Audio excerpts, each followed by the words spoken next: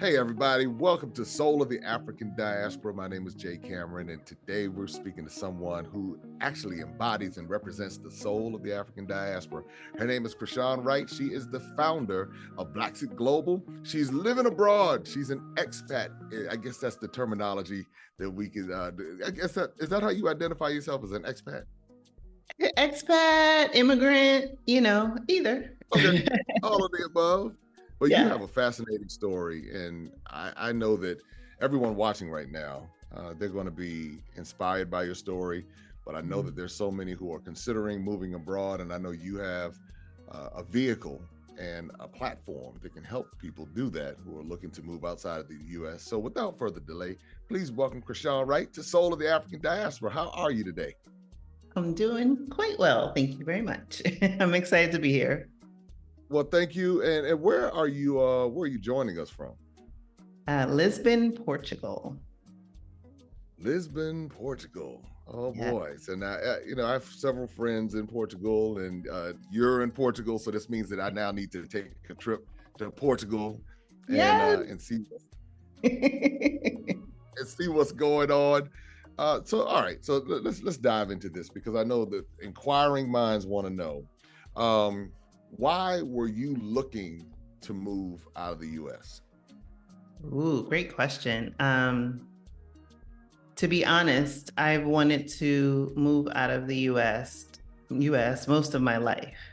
I grew up in New York City, in the Bronx, Co-op City to be more specific. And when I was a little girl, I don't even know where it came from. I had a globe in my room, and I was very bookish as a kid. And I don't know if it was something I read in a book or something that was taught in school, but I became obsessed with living in New Zealand. And I would tell my mother, when I'm 26, I'm going to be a corporate lawyer living in New Zealand. I would go to the library and get books. I would do all the things and I would journal about it. And so as I look at it now living abroad, and that seed, I don't know where it was planted, but it was there all those years ago. And that was before I became an adult, before inflation and being leveled in career or, relationship issues, like all of the things that pull and tug, or more specific things to the US, gun violence and, all of the things that are happening. That seed was planted a long time ago. And so life happened, when I was 26, I had my master's and then gave birth to my son. And that dream of moving abroad became further and further away, to the point where I thought it was never going to happen. And then by that time, I was divorced, and I had been telling myself a story, and maybe this will resonate with someone in your audience. But I was like, after a couple of years of being single, I was like, well, I would walk the beach at the Jersey Shore. By now, I was living in New Jersey. And I would say, oh, I knew I wanted to travel, but I was always waiting for some man to come in my life and sweep me away. We're going to go do this thing year after year. And I'm telling myself the same story. And then one year I was walking on the beach and I was like, what the heck? How does this serve me? Like, how is this serving me? I can be the hero in my own story. And so that very day, I bought my ticket to New Zealand because it had to be the place that was always on my heart. And I went, and that really made it possible for me to look at my life and look at myself outside of the lens of the US. And I did things on that trip that I never thought I would do. But when it was time to come back to the States, I bawled my eyes out, and I knew. I was like, you know what? In 2023, when my youngest goes off to college, that was a wrap. I had to leave. It was time. So you, when you got away, because for some people they're afraid to travel. They don't have their passports, Mhm. or they spend a lot of time scanning the internet to find every bad thing to keep them from traveling. But you decided that you were going to New Zealand, and you were going to do something different. And then it sounds like you had a moment when it was time to come back. You talked about crying and not wanting to come back, and then Mhm. making a decision in that instant to say, okay, 2023, I'm going to do something different. Mhm. How long, I guess, did it take you, or it sounds like you had made the decision, but maybe you were just waiting for your youngest to graduate? Mhm. Was that what was the delay, or would you have done it sooner, do you think? No, I wouldn't have done it any sooner because I needed to wait until she finished high school and went off to college. So at that time, New Zealand was where I had set my sights. And New Zealand, like many countries, right, when foreigners want to move into their country, they have like a means test. So they were like, oh, you have to have a certain amount of assets. I just did like a basic, cursory look on what was on Google. And at the time when I looked at it, I was like, okay, well, I've got like 6 years. I could get to that number in 6 years, right? So I had this like loose goal in my head. And then fast forward to 2020 and everything that 2020 was, Mm-hmm. uh, I was nearing the financial goal, and every year I would set benchmarks. But 2020 just threw me for a loop, much like everyone. And I saw those 3 remaining years, they felt like 30 because everything that was happening in the world, everything that was happening to us as a people, and I just felt like the dream was never going to happen. Like that dream that I had, that seed that was planted many, many years ago when I was a little girl, and then still getting this close, but not quite being able to grab the hold of the apple. It was hard. And so I redirected that energy. I was feeling depressed and I wasn't sleeping, I wasn't really eating. And, it was hard seeing, people like us, George Floyd, Breonna Taylor, Ahmaud Arbery, the pandemic, Yeah. I lost my job. Like there were all of these things that was happening all at once and made my world feel very small.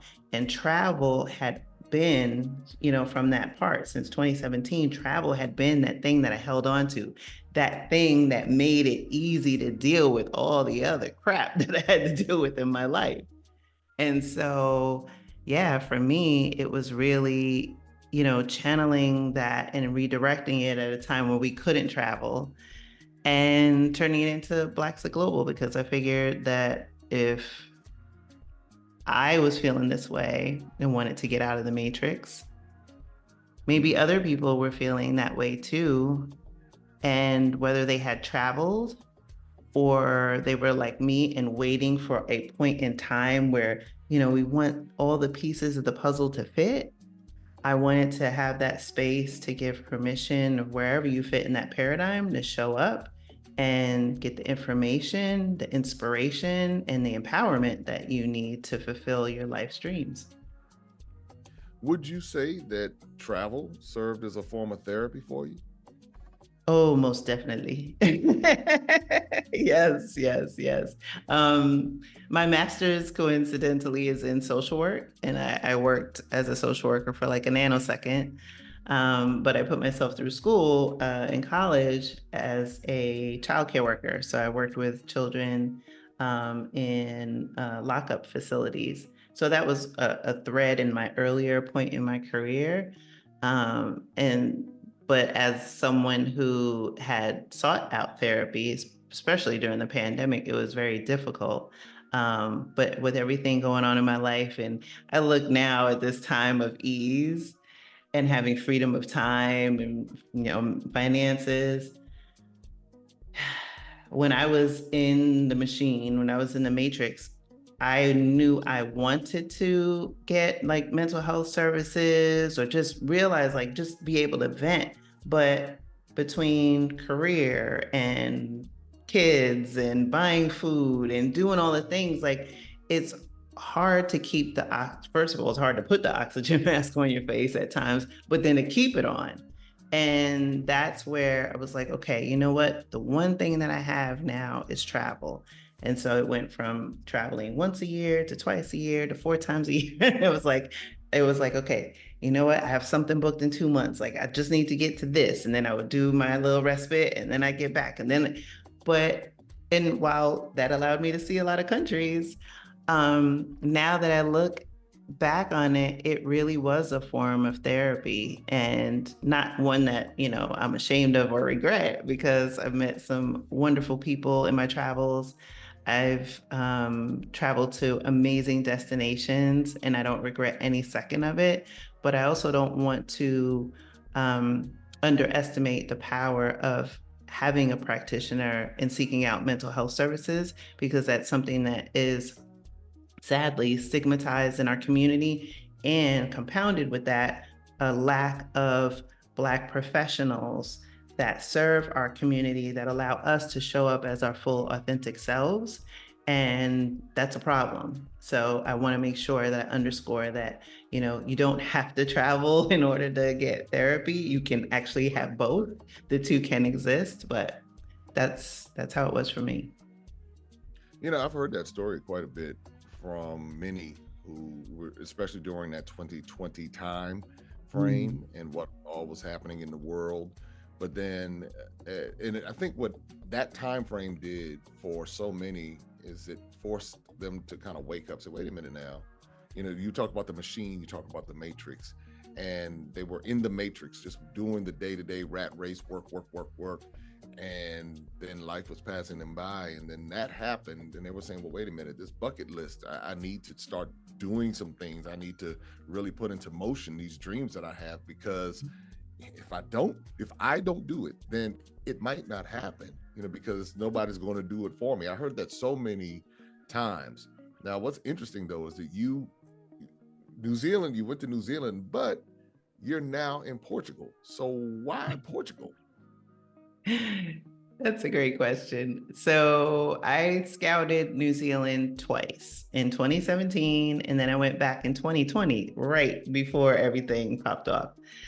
And so I was ready. I was like, okay, 2017, 2020, 2023, I'm in. And so during lockdown, and I was just doing, you know, research because I had time on my hands, and got a crushing blow from New Zealand, because they they had a retirement visa, but you had to be 60.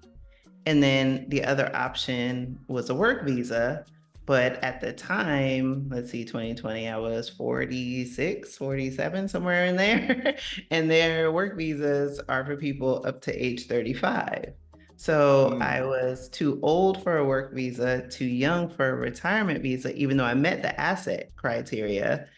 And I was like, oh, damn, like, I don't want to wait till I'm 60. Like, I'm in my last 3 years. Now you're going to tell me I got to wait till, no, there was no. And my daughter, because, you know, the world had upended, and she was home like many children.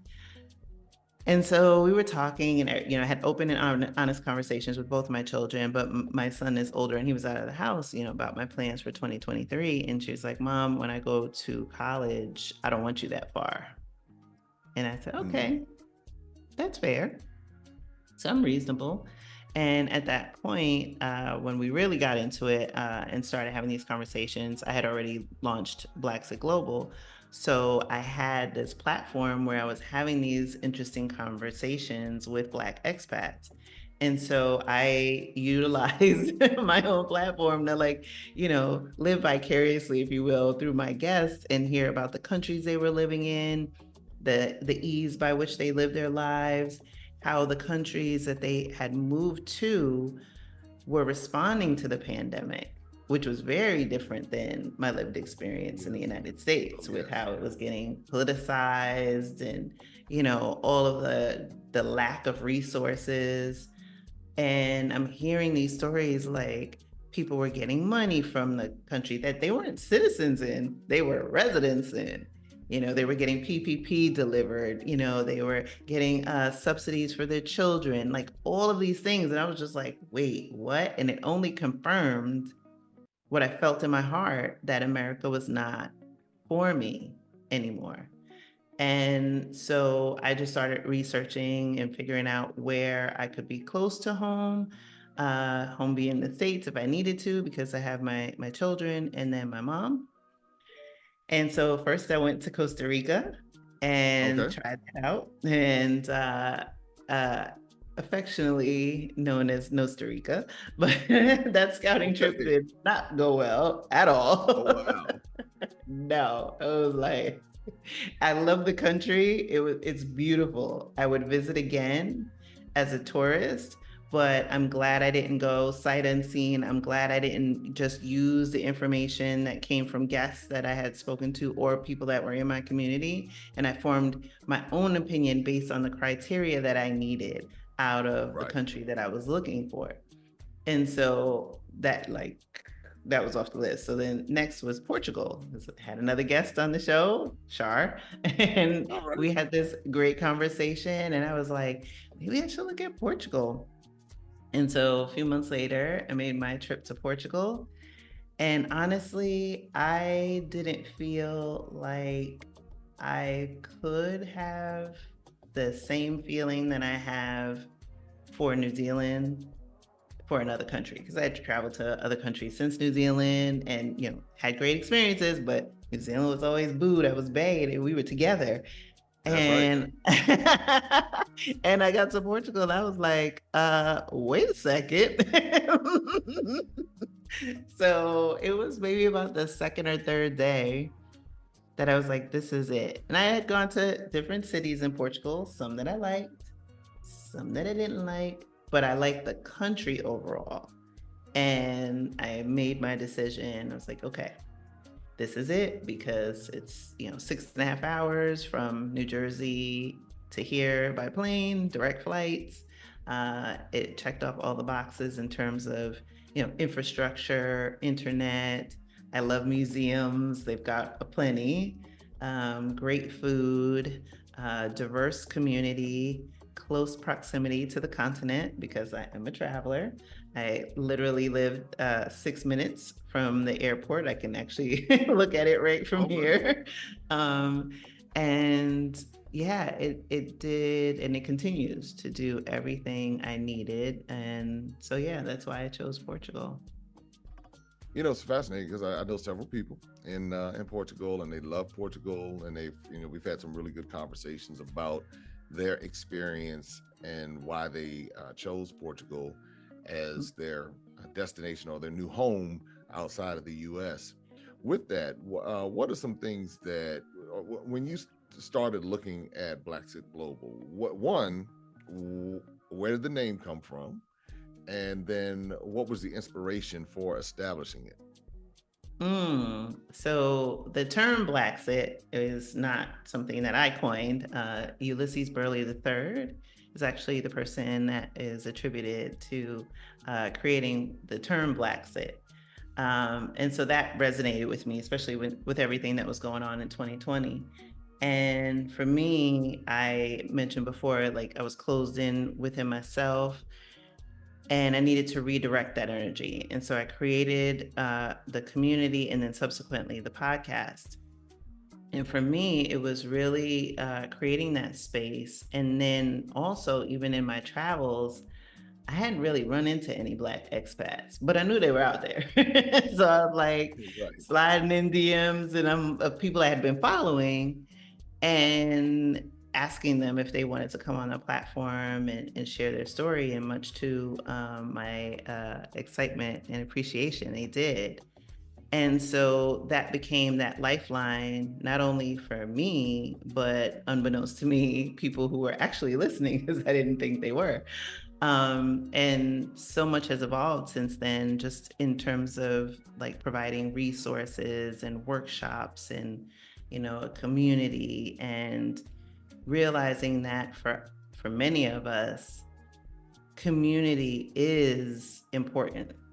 As members of the African diaspora, we are a communal people, but living in America, you become more individualistic. And with that breeds isolation. And we see this in how our communities are deteriorating, or that we are unable to, achieve things at the rate of other communities. And so when we have these I guess, discrete communities online, we're able to, get away from the things that, we hate, right? White Right. gaze, white supremacy, politicization. And we can have those honest conversations like, damn, I hate this freaking job. If I gotta go one more damn time, like, Right. and Right. Right. and know that you're going to be supported and affirmed, right? And so that was what was the lifeline and the light bulb for me to create this space, and that was reaffirmed by the people that were coming in.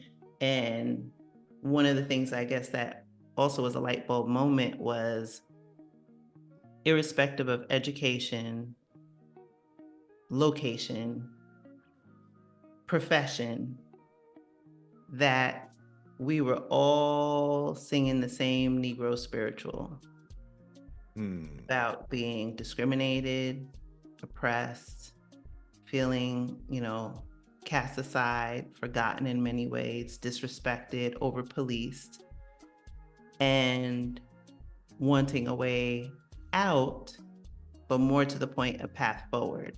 Because what I found to be true with the people that I speak to on the podcast and in my own experience is that the opportunities that were promised as part of the American dream are unable to be achieved or weren't meant for us to achieve them in America. And so it required, it being moving abroad, required for us to free ourselves from those constructs, to get together in community, because that's all we do, especially out here. We're always hanging out and doing things, but supporting one another. People are creating these phenomenal businesses, like Ashanti, who is a gentleman who moved here from the States maybe 2 years ago, and now he has a jazz club in Algiers, and we roll in there deep.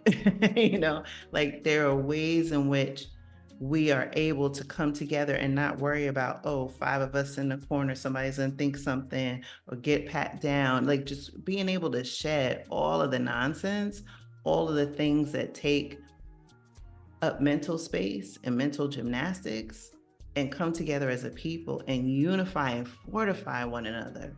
And so that is what allows me to be passionate, that allows me to show up appropriately in this space.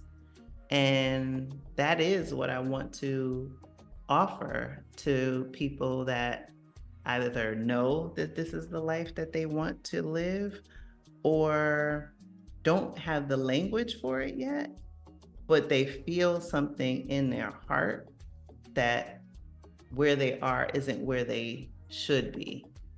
And so that is what excites me. I'm not 100% sure if I answered your question fully. So, Well, no, no, you did. I mean, and that's the thing, because you talked about how there's this connection outside of the U.S. that many people who are from the U.S. establish away from, like you said, when you're here, and I just so happen to be here right now in the U.S. When you're here, you do have that individualistic vibe oftentimes, but then when I'm abroad and I run into us, it's like, oh, hey, what's going on? Hey, what's up, bro? What's going on? What's up? So it's that kind of thing, and I know exactly what you're talking about. And I've also seen where many people will, they in order for them to meet other people from the US, they have to leave the US. So that's you find out, like, well, I would have never met you in the US, because I would have been, on the grind in the matrix, doing my thing, kind of living, maintaining. Now, what are some of the services that you offer through Blaxit Global? Because I know that's something that, you are encouraging or supporting those who want the expat life. What are some of the services that you offer? Yeah, so we have the podcast, to which it's free. It's available on Apple, Spotify, wherever you listen to podcasts. We have our website that has a blog and resources, but then in our community, Blaxit Global Passport, that's where you have community. So you have brothers and sisters that are getting together, and we have an accountability group, which I run every month. We have a men's group. We have different workshops. So I welcome all the new members into the group and try to find out where they want to move. That helps me curate content that helps them. So we've had members that have moved to Vietnam, Thailand, the continent, Portugal. So I like to just get to know people and their stories and their backgrounds. And one of the things that is really powerful about the accountability group is, people will come on and they realize like, oh, I used to live in this area, or, oh, I do this professionally. And then they have like synergies or some type of affinity. And then they go off and then, they're having a little group where they'll, go meet coffee, or when they're out in these streets, and coming, meeting one another. And then this summer, I'm hosting a scout house. So for people who want to move to Portugal and they're interested, they can come for either a 3-week stay or a 1-week stay, kick the tires. We have a beautiful apartment, and I will be their host, taking them around, showing them the sights, not only just the sights, not as a tourist, but the things that you need to know when you move from being a tourist to actually living there. And so that's the thing that we want to make sure in Blaxit Global Passport that we provide. We have workshops on expat taxes. Last November, I co-hosted the Move to Portugal Virtual Summit. We had attorneys, we had immigration attorneys, business attorneys, expats that lived in different parts of Portugal, share their experiences, really to give people as much information as they need, not to overwhelm them, because it's easy to get overwhelmed in this journey, but enough for them to make an informed decision by having experts, give them the right information, because the goal is to help you get to the right answer that much faster, and not to be spending time like just treading water. We want you to get up and get out. With that said, because there are a lot of people who watch our channel and they are interested in moving abroad, and they're wondering, what could work well for them. Obviously there's so many different places that someone can move to. Obviously we, the show being called Soul of the African Diaspora, our interest and our focus is connecting different parts of the African diaspora to one another, and we're all over the world. So that's the one thing. People who descend from the continent of Africa are global people, just as a result of what happened throughout history. Yes.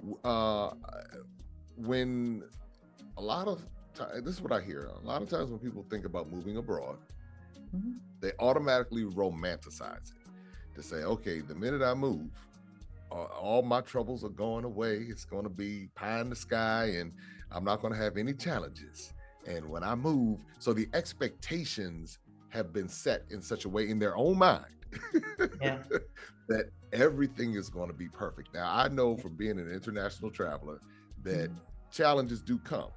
So what are some of the challenges that you have faced in your expat journey, or some challenges that you may have heard some others might have faced, so that when someone is considering making this move, they can at least be aware that, here's some things that you might want to consider as well?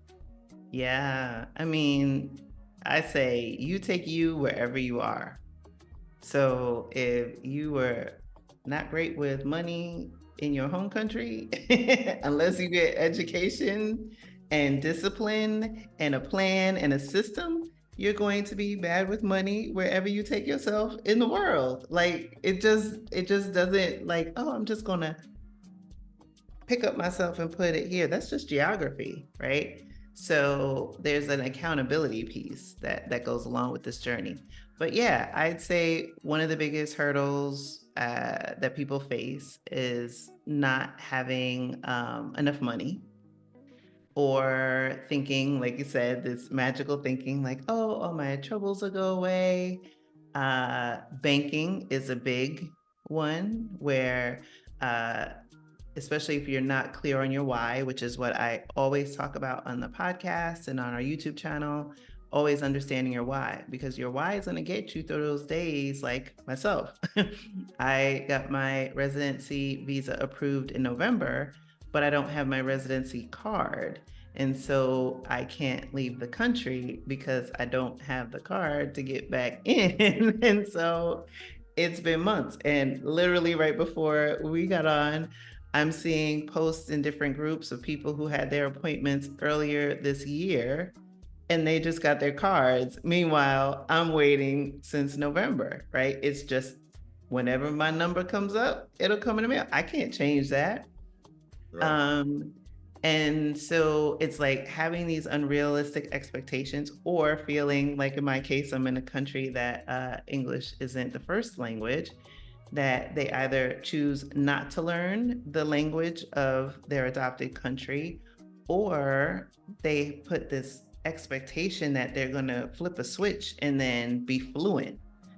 I don't want to be fluent in Portuguese. Like, if it happens, great. But I just want to be conversational. I want to be able to go to the store, which I do, go to the store, go to the bank, ask questions if I need help, talk to my neighbors and have a depth of conversation with them. I don't need to be fluent, right? Like, taking some of the pressure off. Another challenge that I see people make is they take the hustle and grind culture that is really indoctrinated in you from an early age in America, and then when they get to their new country, they keep up that same pace instead of taking a beat, seeing what naturally comes up. And it goes back to what I was saying earlier about being able to listen to your internal GPS. What are you learning about yourself? What is your heart telling you? First couple of weeks, all I did was sleep. And then I realized, one, I was sleep deprived. And two, was just, I needed to heal. I needed to embrace being off the hamster wheel, being out of the matrix, and just allow myself rest. And so now I take naps almost every day. I walk in the park and I like to have the feeling around nature and trees. I pay attention to the flowers that are, blooming, and things that when I was living my life, it was all a blur, get the kids in the car, drop them off at school, get in the car, go to work, sit in the cubicle, 8, 9 All hours, over again. right? Rinse and repeat, And so that's another challenge that I see that people make. And then I would say the other big one is taxes. America is one of 3 nations that still tax its citizens, irrespective of where they live in the world. And so you still have to pay taxes once you leave, unless you renounce, which I had a guest on our platform last week, and is also on the podcast this season, who renounced his citizenship after being abroad for 15 years. So short of that, you still have to pay Uncle Sam, and he's not a good uncle. No, not a good uncle. Never has been. No, he ain't invited to the cookout. Especially people like us. Yeah, now. So those are some of the challenges: the financial challenges, the expectation challenges, what about cultural? I guess you spoke about the language. Do you find where some people, they will come and not be ready for the culture shock, if there's any, or how has that worked for most people in your experiences? Yeah, it's interesting. I had conversations, the next episode on the podcast, with a guest who retired early, and she moved sight unseen to Merida, Mexico, lived there for 6 months, and had a lot of culture shock and growing pains. And through that process of, realizing oh, you know what, I moved to this part of the country and it's really humid and that doesn't work for me. Or some people that move to different parts of the world where they didn't consider, altitude and what impact it might have on them physically. So those are some of the pitfalls that I see that could potentially happen. But I just lost my train of thought. Right. That's how it goes, eh? But when you talk about the pitfalls, because I've heard and I've seen, and having been to European countries in Africa, South American countries, Central American countries, and of course the U.S., I've seen a challenge for those of us coming from the U.S. that we try to bring the U.S. with us wherever we go. As much as we're trying to escape it, we somehow want to take it with us. So it's kind of like I always have a term called "Leave America in America." Wherever you travel, leave America in America. Yes. But have you encountered or seen anyone who had that kind of a challenge where they're like, okay, America's, it's not all of that, but I still want to bring it with me, or certain aspects of it, and then they get different places and they might be disappointed or whatever because it might not meet their expectations.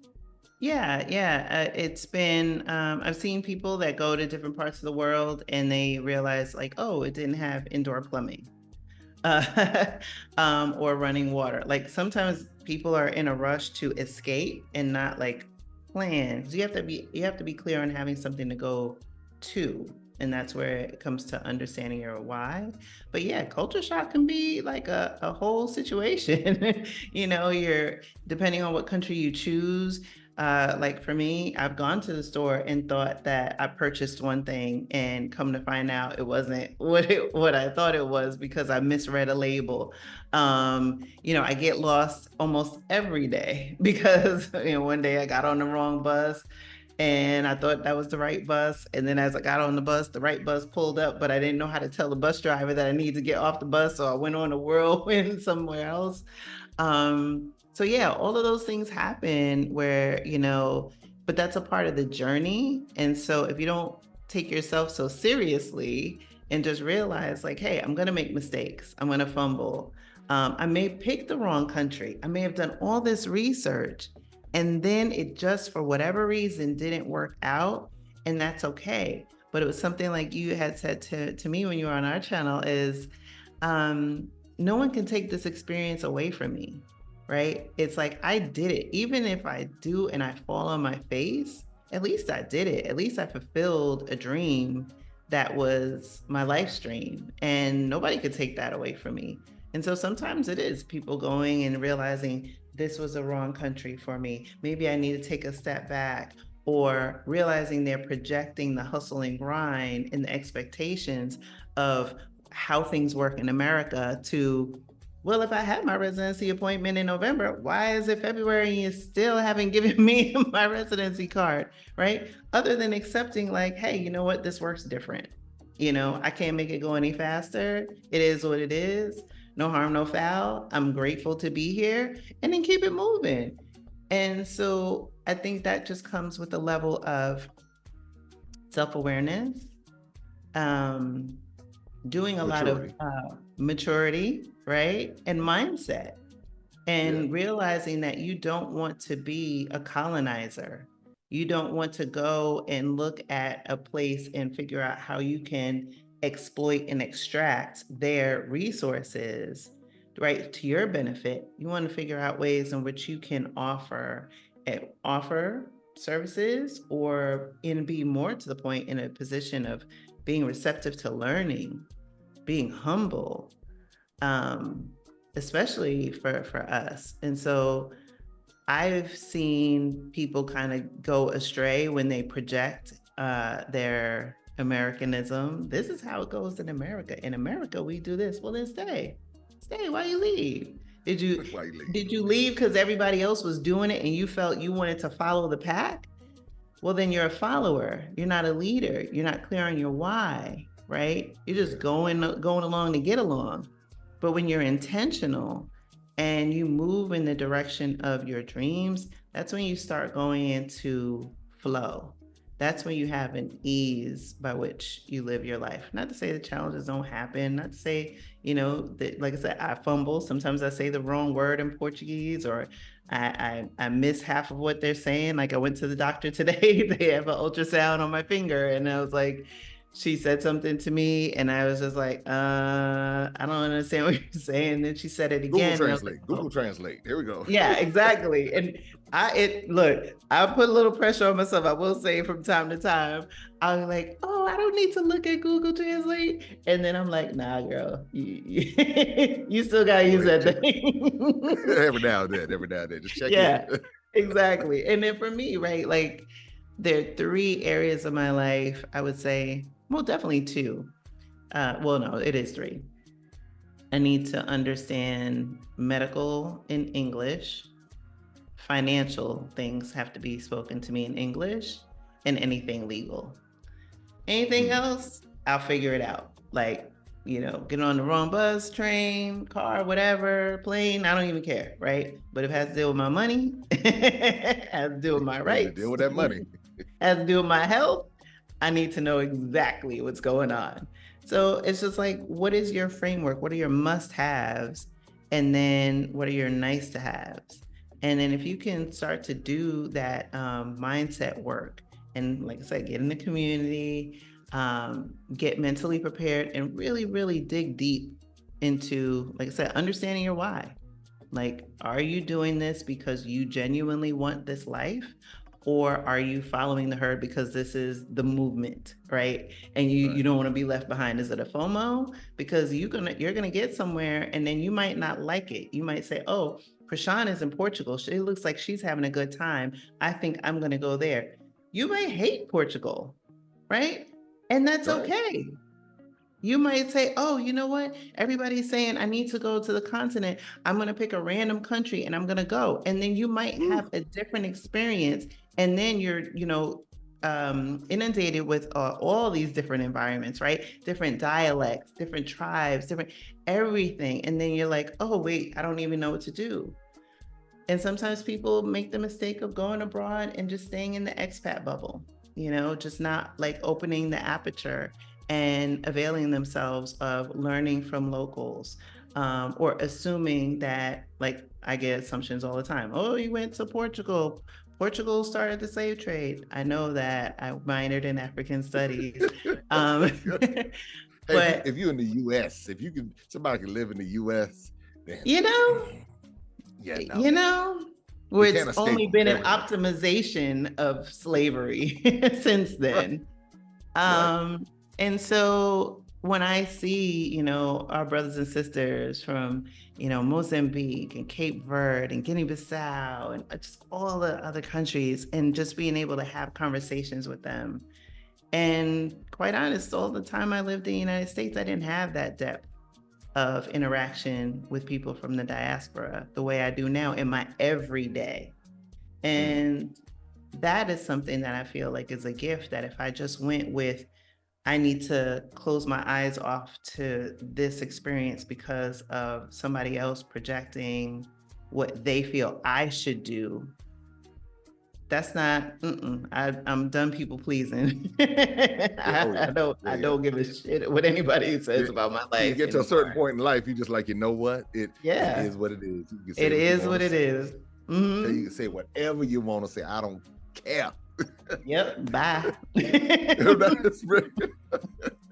People don't like that though. When you start telling them bye, you think you too good for me. Well, hey, you know what? I am. If that's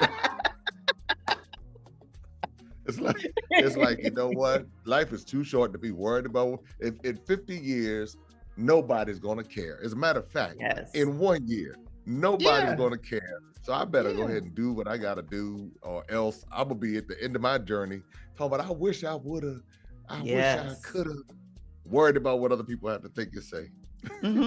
Yeah, and I didn't want that. I didn't want that. My last day on this earth, I didn't want that to be like a life stream, a life's goal that I just let slip through my fingers because life was lifing, and not fulfill it. At least when I close my eyes and I take my last breath, I know I did it. That is perfect. That's woo. I don't know if anybody heard what you just said, but at the end of the journey, when you take your last breath, you know you did it, and you did it on your terms. Yes. And it's amazing how so many will try to control your terms and tell you what your terms should be. And then what you find out, the minute you start doing it on your terms, they'll be the first ones to leave you and won't want to talk to you anymore. Hey, well, that's all right. Well, you didn't do it the way I wanted you to do it. So, or when you start doing it on your terms, you start inspiring people to, but anyway, Mhm. So, Exactly. Like, you know what? Live life. I say live life by design and not by default. mm, and when it's by design, that's intentional. Mhm. And, that's the beautiful part about it. Well, do you have any encouraging words as we get ready to wrap this up? Any encouraging words for those who are looking to move abroad? Everything you said has been so encouraging, but I know that, that oftentimes those of us who branch out and get outside of the matrix, get outside of the machine, we want to offer something for those who may feel that they're apprehensive, they're fearful, or they're discouraged. Any words of encouragement for them? Mm. Believe in yourself and believe that everything will work out as it's supposed to, because you've survived 100% of your worst days. So rather than think what might go wrong, think about what is it going to feel like? What would happen if everything goes right? Mm, perfectly said from Chrishan Wright. How about that? But You like that, right? I like that. I like that. I like that. You really have something special going, and that's what when I was on your show, on your platform, you really have something special, and I can see it, and I can see where it's going, and you're really leading people on a journey. They don't even realize that they're being led on it, but the way that you present what you're offering, it's something that it's comforting. So when someone sees you, they're like, okay, you know what? I can trust her. Mhm. This sister, you know what? I can relate to her. And we need more of that. So I really wish you the very best with Blaxit Global. I know more and more people are following and watching and going to partake of your services because because no one's going to do it for us but us. And Exactly. that's just the reality. That's just the truth of the matter. And so I'm so glad to see you, and you found a place where you're comfortable and able to represent us in Portugal. And then for those who come, they are able to experience your services. But then you help other people, I guess go to other places in the world too. Yeah. But Mhm. it's the fact that you're doing it and you're not talking about it. You're not waiting for permission. You're not waiting for someone else to give you the green light. You said, this is what I'm going to do. Mhm. And we need more people like that in Yeah. our community. Not Mhm. fearful, or if we are fearful, we still do it scared. However we need to do it, Yes. we get out here and we do it. So, Mhm. so where can we find you? Now we're going to put all of your information in the description, so it's all there. But just tell us where we can find you. You have your podcast, your YouTube channel, your website. Yeah. Give us Mhm. the rundown. Yeah, so the Blaxit Global podcast is available on all podcast platforms, Apple, Spotify, or wherever you listen to podcasts. Current season is season 6. And you can visit our website at blaxitglobal.com. In there, you can also join our community, Blaxit Global Passport. And then on all of the socials, I can be found on YouTube, Facebook, and Instagram at Blaxit Global. Well, there you have it, everybody. Chrishan Wright. She is the founder of Blaxit Global and living in Portugal and sharing a fascinating journey. And you have a fascinating journey. You may not even realize it yet. You may be watching somewhere in the world and you're thinking, you're contemplating, you're wondering whether or not you can do it. One of the things that we want to do is share with you these different stories of regular people just like me and you who are going out and doing the daggone thing, not asking permission, not waiting for someone to approve of it, but going with what's been placed in our hearts. And so for that person, you've heard Chrishan's story. Now you embark upon your story, and the people who you're supposed to inspire, now you go inspire them. And that's how we tear down the walls of misinformation. That's how we tear down the walls of disinformation. And this is how we bridge the gap in the African diaspora. So again, until next time, I want to thank you for joining us here on Soul of the African Diaspora. Take care and be safe.